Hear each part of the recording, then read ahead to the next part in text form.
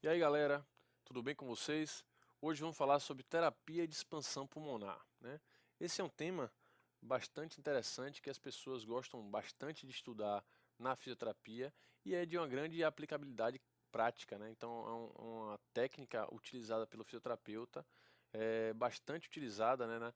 Tanto a nível ambulatorial quanto a nível hospitalar e também em unidade de terapia intensiva. O que é que consiste a terapia de expansão pulmonar, né?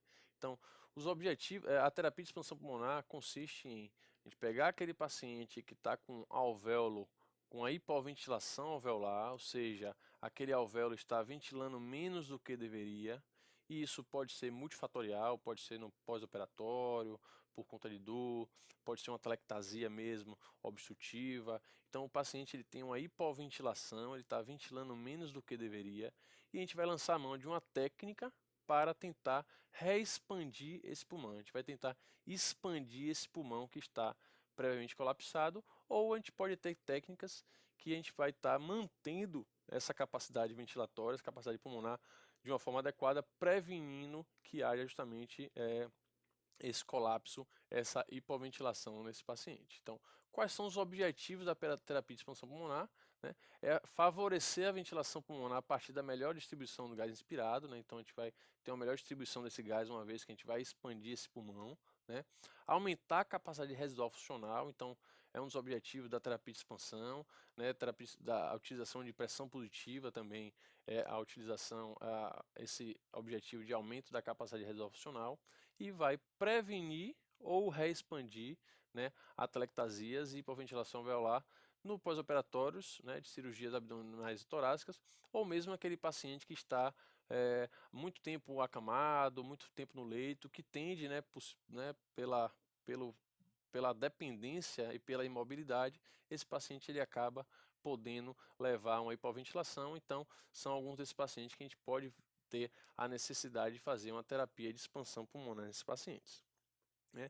Nós temos técnicas de expansão pulmonar que podem ser feitas com pressão negativa, então são os chamados padrões ventilatórios, então são técnicas ventilatórias que são utilizadas para tentar ter uma melhor expansão torácica sem ter que utilizar a pressão positiva, né? Então, esses padrões ventilatórios expansivos, existem vários padrões, a própria inspiração profunda, que é o ato de inspirar profundamente, não deixa de ser um padrão ventilatório reexpansível, e a gente vai com esses padrões ter um ganho de volumes pulmonares, né, e mobilidade respiratória, uma melhora da oxigenação, né, permitindo uma redução da frequência respiratória, né, e melhora a sensação de dispneia, né, a sensação de falta de ar desse paciente.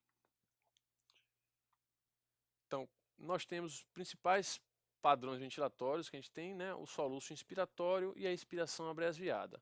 Nós temos aqui um gráficozinho mostrando como é que é o soluço inspiratório. O paciente ele vai inspirar e parar de inspirar. Inspirar, parar de inspirar. Inspirar, parar de inspirar até atingir a capacidade máxima desse pulmão, né? Ao atingir essa capacidade máxima, a gente vai exalar. Entre essa pausa inspiratória não há a exalação do ar. Eu vou tentar demonstrar aqui para vocês. Então aqui, ó, começo do repouso, vou puxar pelo nariz, uma inspiração curta, como se fosse realmente um soluço, ó. Isso, essas insuflações, elas são seguidas, né? Você puxa para, são bastante sequenciais, não é devagar, é feita de forma rápida, sequencial, puxe para, puxe para, até chegar à capacidade máxima e depois você exala esse ar. Então vamos lá, ó.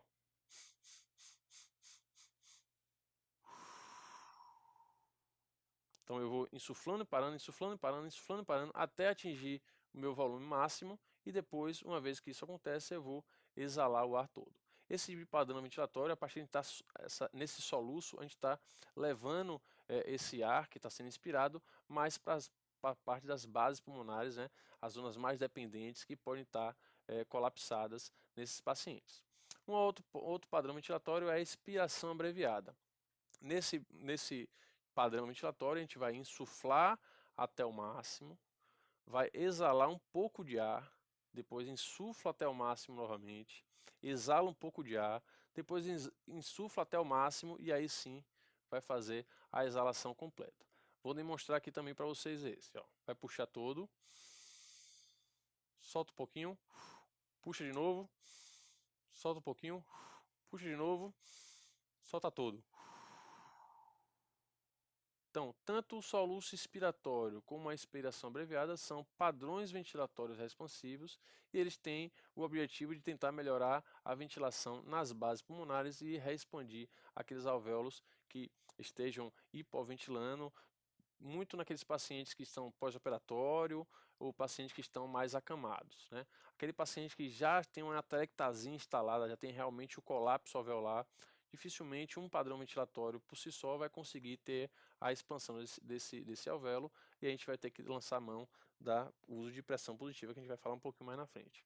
Uma outra forma que a gente pode fazer essa terapia de expansão de forma utilizando apenas pressão negativa, né, de contração muscular, né, e ventilação por pressão negativa, é a espirometria de incentivo. A espirometria de incentivo é uma técnica de estímulo inspiratório, a gente tem um estímulo visual, né, relacionado ao fluxo mobilizado pelo paciente, com a utilização de um feedback visual ou sonoro, né. Então, é uma técnica que, comparando com padrões ventilatórios, eles não têm um ganho, uma eficácia maior, então eles são similares os efeitos aos padrões ventilatórios e por conta disso precisa um equipamento, né, para ser realizado. Por conta disso, muitas das vezes é preferível fazer um padrão ventilatório a uma espirometria de incentivo. Porém, essa utilização desse feedback visual é bastante importante em alguns pacientes, principalmente pacientes idosos ou crianças que têm uma dificuldade de atenção e a dificuldade de compreensão de algumas técnicas. Então, esse feedback visual ele é bastante interessante para que haja uma maior adesão desses pacientes nesse tipo de técnica. Então nós temos aí alguns modelos que nós encontramos, né? Então o paciente ele vai colocar a boca nesse bocal, né? E ele vai fazer uma inspiração sustentada, ele vai e sustentar esse ar. A partir do momento que ele puxa, essas bolinhas elas vão subir, né? Então quando a bolinha primeira ela atinge o máximo, aí sobe a segunda, depois sobe a terceira, e aí você vai graduando a necessidade da inspiração desse paciente com essa subida dessas bolinhas. Então a gente vai querer que todas as bolinhas subam e que o paciente sustente essas bolinhas o máximo possível. Então, quanto mais o paciente fizer melhor, mais forte e conseguir colocar mais ar para dentro do pulmão, ele vai ter uma melhor performance nessa subida dessas bolinhas e isso, esse feedback visual do paciente às vezes é importante para incentivar o paciente e para que ele, né, que ele veja que ele realmente está tendo o benefício e também, né, crianças ele é bastante utilizado porque tem essa questão lúdica de você estar visualizando a subida e descida da bolinha associada à técnica realmente que é da expansão desse paciente. Além da utilização de padrões ventilatórios, prometer incentivo, que são métodos utilizados com pressão negativa, né, com o paciente em ventilação espontânea, né, apenas com utilização da musculatura, nós temos a possibilidade de utilizar a terapia de expansão também com PIP, com pressão positiva, né? Então, um dos efeitos da pressão positiva expiratória final, né, da PIP, é o aumento da capacidade residual funcional, que vai melhorar essa expansibilidade, o aumento da complacência pulmonar, né? Consequentemente, a gente vai ter um aumento da troca gasosa, redução do efeito Shunt e a gente vai conseguir ter o recrutamento alveolar, né? O recrutamento alveolar ele vai ser falado também na aula de ventilação mecânica na SDRA. Mas aqui nessa aula de terapia de expansão, o recrutamento alveolar é um tipo de terapia de expansão pulmonar. Então, além da utilização de pressão negativa, como a gente viu agora, né, nos padrões ventilatórios por meter de incentivo, a gente pode utilizar a mão da PIP para pegar os efeitos da PIP e utilizar como terapia de expansão para manter esses alvéolos mais abertos nesses pacientes. A gente pode ter, além dos efeitos positivos, a gente tem que ficar atento aos efeitos deletérios da PIP, né? Um deles é os efeitos cardiovasculares. Então, a partir do momento que você utiliza a pressão positiva na via aérea, você aumenta a pressão intratorácica, consequentemente você tem, né, um maior aumento da pressão cardíaca e diminuição do retorno venoso, e esse paciente ele pode ter algum grau de alteração hemodinâmica, então a gente precisa ficar atento à utilização da terapia de expansão pulmonar com PIP né, ficar atento à monitorização hemodinâmica desses pacientes, né. Uma forma de utilizar a pressão positiva no paciente em ventilação espontânea é o EPAP, né? O EPAP, vem da sigla Expiratory Positive Airway Pressure, né? Que é pressão positiva na via aérea. A gente vai aplicar a pressão positiva através de um equipamento, né? Que é uma válvula de PIP, né? Ele vai estar acoplado a uma válvula direcional, pode estar acoplado ou não a uma válvula direcional, e a gente vai aplicar essa PIP, né, essa pressão positiva, no paciente via uma interface que é uma máscara, né? Então a gente vai fazer uma aplicação não invasiva da PIP através de um resistor linear, né, que é a válvula de spring load, que eu vou mostrar uma foto já já. Isso vai promover o aumento da pressão transpulmonar através do aumento da pressão positiva expiratória final, do aumento da PIP, né? E isso vai levar a uma expansão pulmonar e um aumento do calibre bronco com melhora da oxigenação e deslocamento também de secreção das vias aéreas inferiores para superiores. Então, a maioria das técnicas que a gente vai utilizar com pressão positiva, principalmente para a terapia de expansão pulmonar, elas também podem ser utilizadas para a terapia de higiene bronca. Mas aqui o foco é a terapia de expansão pulmonar. Recomendações da utilização do EPAP, né? Recomendações em paciente com risco ou sinais de colapso de unidades alveolares. Então a gente pode usar tanto para tratar como para prevenir, seja colapso de unidades alveolares ou acúmulo de secreção. Pacientes com capacidade vital menor do que 20 ml por quilo de peso. Então aquele paciente que não consegue por si só gerar um volume corrente adequado para manter as suas capacidades pulmonares. E também aqueles pacientes que porventura não são colaborativos, pacientes que estão traqueostomizados, pacientes que são comatosos, então alguns pacientes que não têm o comando, a gente não consegue ter, não tem uma cognição preservada a ponto de a gente conseguir solicitar a expansão ativa desse paciente, então esse paciente pode estar indicado a utilização do EPAP como uma terapia de expansão pulmonar. E a contraindicação dele, na verdade, é a contraindicação que a gente utiliza já para todas as situações que a gente vai utilizar PIP, que é pacientes que, né, que estejam com estabilidade hemodinâmica, paciente que tenha pneumotórax não drenado. Então, são as contraindicações para a pressão positiva. Então, aí nós temos a ilustração que está mostrando um EPAP. Então, nós temos uma válvula de PIP, né, a válvula de spring load. Ela é uma válvula de mola. Então, a gente vai ajustando quanto mais comprimida a mola, maior vai ser a pressão necessária para abrir a válvula e o paciente conseguir exalar. Então, o paciente inspira normalmente, o ar entra normalmente no pulmão do paciente, e na hora de exalar, ele vai precisar vencer a resistência da pressão, né, gerada pelo esse resistor, né, pela essa válvula de PIP, e o paciente só vai conseguir exalar se ele conseguir vencer essa resistência. Vamos mostrar aqui como é que funciona, né, no gráfico o EPAP. Então, o paciente ele vai inspirar, vai subir, vai exalar, ele precisa atingir uma PIP, vamos supor que eu ajustei uma PIP de 20, né? Uma PIP de 20 aqui. Então ele vai ter essa PIP de 20, ele vai inspirar normalmente, sem resistência, e para exalar ele vai precisar vencer essa pressão de 20.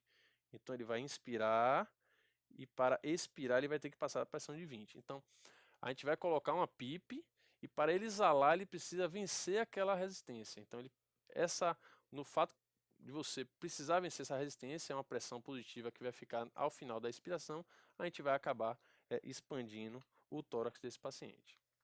Uma outra possibilidade de utilização de pressão positiva para a terapia de expansão é a chamada RPPI, respiração com pressão positiva intermitente, né? Ela é uma técnica de expansão pulmonar que usa de forma intermitente em paciente de ventilação espontânea por via aérea fisiológica. Então, mais uma vez, a utilização de pressão positiva, né, de PIP, com paciente em via aérea espontânea, né, via aérea fisiológica, né? Para a realização da RPPI, a gente vai precisar que a gente utilize um ventilador mecânico, que pode ser um aparelho de VNI ou um equipamento de ventilação mecânica invasiva, né, um circuito e uma máscara. A gente vai acoplar essa máscara nesse paciente.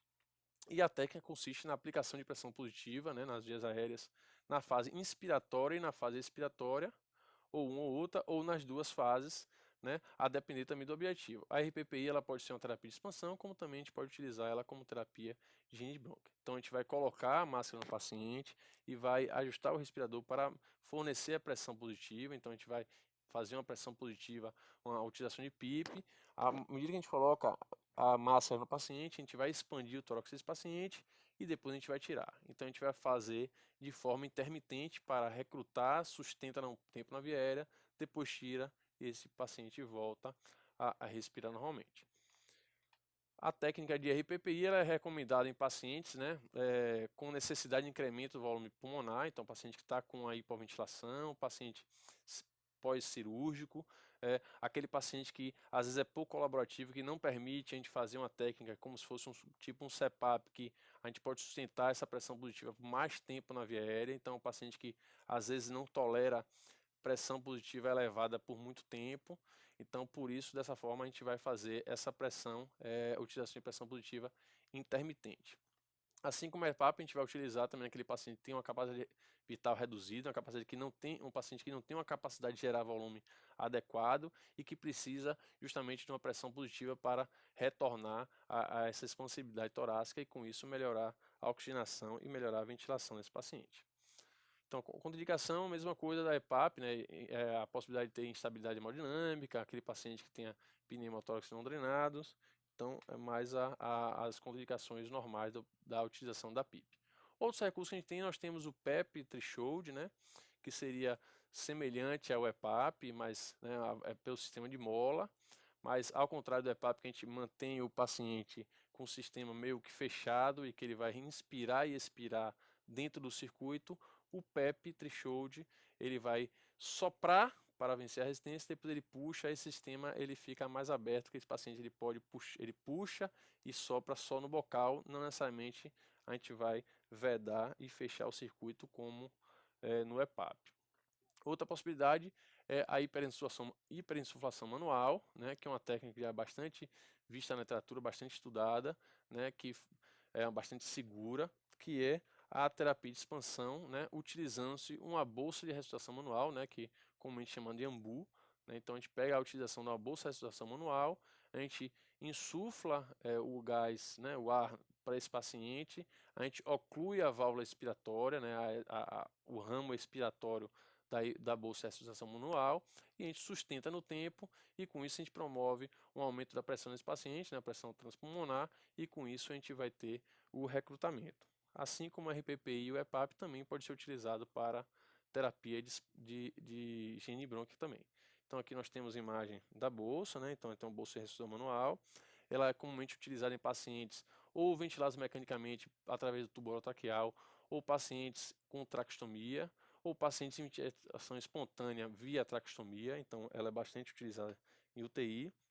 Então a gente coloca esse ramo em contato com a via artificial, né, traqueostomia, o tubo orotraqueal, ou mesmo pode ser através de uma máscara, né, uma máscara facial, né, ela é bastante utilizada também em pacientes neuromuscular. A gente oclui o ramo exalatório, insufla a bolsa, expande esse pulmão do paciente, sustenta no tempo, então com isso a gente vai ter uma terapia de expansão pulmonar.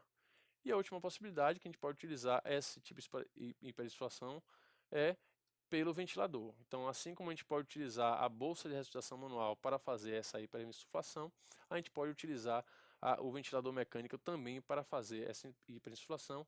E alguns estudos mostram que é melhor do que a hiperinsuflação manual, porque a gente não precisa, naqueles pacientes que estão em ventilação mecânica, ser despressurizado, né, ser desconectado da ventilação mecânica para partir para colocar a bolsa de ressuscitação manual. Então, o paciente está ventilado, não tem por que você desconectar ele para fazer a hiperinsuflação manual. Então, a gente pode utilizar o próprio ventilador, né, para fazer essa manobra de hiperinsuflação manual, que nada mais é do que a gente aumentar a pressão desse paciente, né, no ventilador, né, para uma pressão inspiratória, uma pressão expiratória, para que com isso a gente consiga ter a expansibilidade e consiga recrutar melhor esses alvéolos. Então, modos controlados, a gente pode ter aumento do volume ou aumento da pressão, né? A gente pode fazer na ventilação no modo VCV, aumentando o volume, ou no modo PCV, aumentando a pressão, e nos modos espontâneos, né? No modo assistido pressão de suporte, a gente vai aumentar o nível de pressão de suporte, com isso a gente vai também expandir pela pressão e pelo ganho de volume durante a expansão desse paciente, durante a inspiração desse paciente. Com isso, a gente finaliza aqui a aula de terapia de expansão pulmonar.